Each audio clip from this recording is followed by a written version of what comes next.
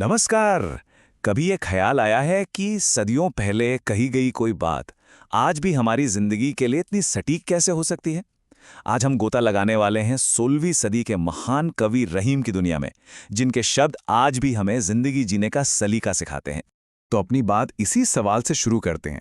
और ये सिर्फ एक पहेली नहीं है, ये सवाल हमें सीधे रहीम की सोच के केंद्र में ले जाता है और हमें कीमत और ताकत के बारे में दोबारा सोचने पर मजबूर कर देता है।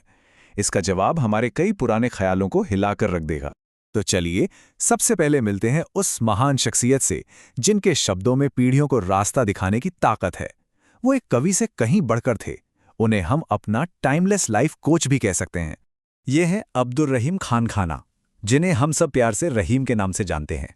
देखिए, उनकी काबिलियत सिर्फ कविता लिखने तक ही नहीं थी।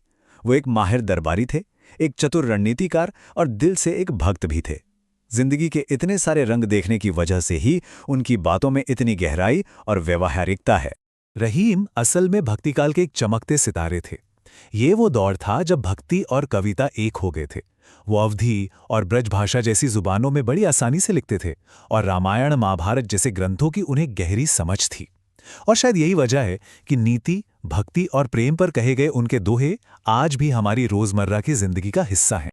तो फिर चलिए वापस लौटते हैं अपने उस पहले सवाल पर, जिसने हमारी ये बातचीत शुरू की थी।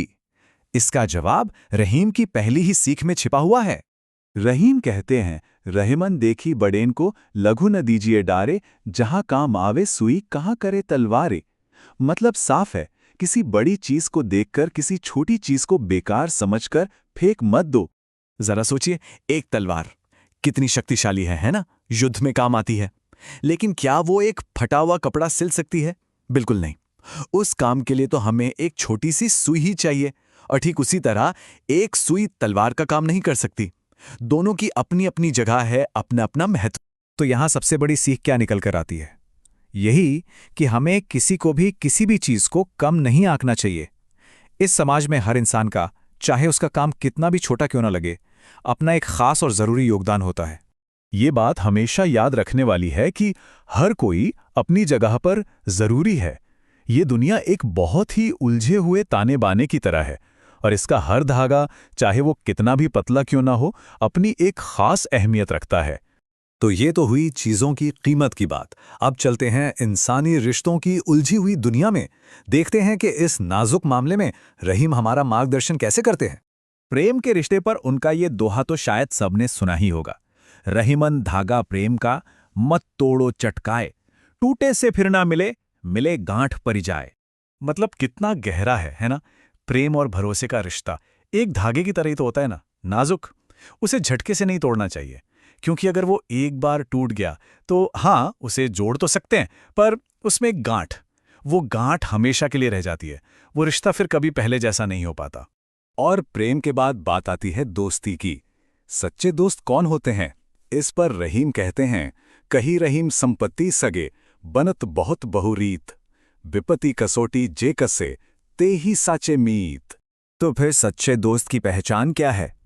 रहीम के मुताबिक जब किसी के पास धन दौलत होती है, जब सब कुछ अच्छा चल रहा होता है, तब तो बहुत लोग दोस्त बन जाते हैं। लेकिन असली दोस्त, सच्चा मीत तो वही है जो मुश्किल के समय में, यानी विपत्ति की कसौटी पर भी साथ खड़ा रहे। रिश्तों से आगे बढ़कर अब रहीम उस चीज की बात करते हैं जो रिश्ते बनाती भी है और बिगाड़ती भी है, हमारे शब्द, हमारी वाणी। जरा इस मजेदार दोहे को सुनिए। रहीमन जीवा बावरी, कही गई सरग पताल, आप तो कहीं भीतर रही, जूती खात कपाल। मतलब ये जुबान तो पागल है, कुछ भी ऊट पटांग बोल के वापस मुंह के अंदर चली जाती है। लेकिन सजा किसको मिलती है? सिर को, यानी जूते तो कपाल पर पड़ते हैं। सीख सीधी और साफ है, बोलने से पहले हमेशा सोचना चाहिए।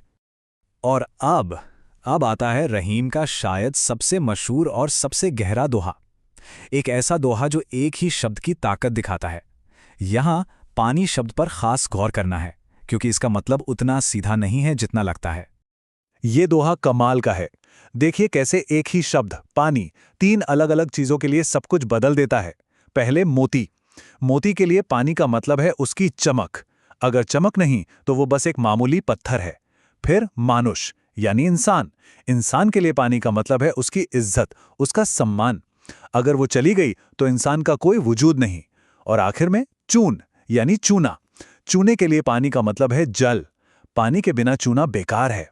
तो देखिए, एक ही शब्द और तीन अलग अलग मतलब, और तीनों के लिए ही पानी जिंदगी है, पर कितने अलग अलग तरीकों से। तो जिस तरह मोती, इंसान और चूने को अपने पानी की जरूरत होती है, उसी तरह हम सबको जीवन में मूल्य, सम्मान और जीने का आधार चाहिए। इनके बिना, जैसा रहीम कहते हैं, सब कुछ सूना है, सब कुछ बेमतलब। तो जाते जाते बस एक सवाल मन में आता है, आज के इस भागदौड़ भरी जिंदगी में रहीम की इन सीखों में से कौन सी सीख सबसे ज्यादा मायने रखती है? ये सोचने वाली बात है ना।